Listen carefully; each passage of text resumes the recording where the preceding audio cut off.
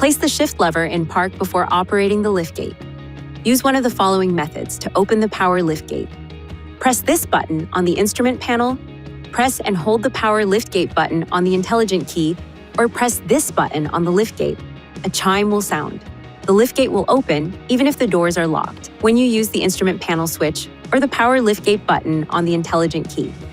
The liftgate can be set to open to a specific height by performing the following. Open the liftgate.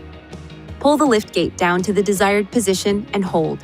While holding the liftgate in position, press and hold this button located on the liftgate until 2 beeps are heard.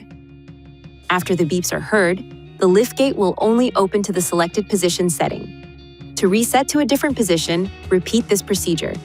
To close the liftgate, press this button on the instrument panel, press and hold the power liftgate button on the intelligent key, or press this button on the liftgate. To close and lock the liftgate and doors, press this button. A chime will sound when the liftgate is closing. If the vehicle battery is discharged and the power liftgate cannot be opened, there is an access panel inside the vehicle. Remove the cover with a suitable tool to access the manual release lever. Please see your owner's manual for important safety information, system limitations, and additional operating and feature information.